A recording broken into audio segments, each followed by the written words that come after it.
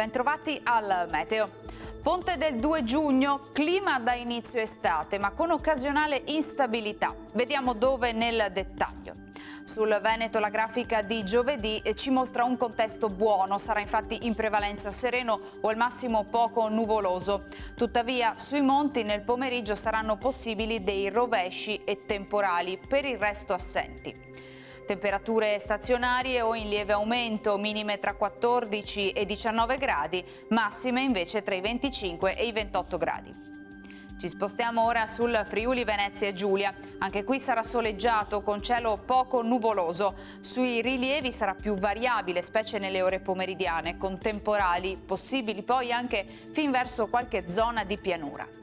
Temperature minime tra 15 e 17 gradi, massime sui 26-28 gradi. Infine diamo uno sguardo al Trentino Alto Adige, dove sarà più soleggiato al mattino, ma avremo frequenti addensamenti a seguire, associati a isolati rovesci.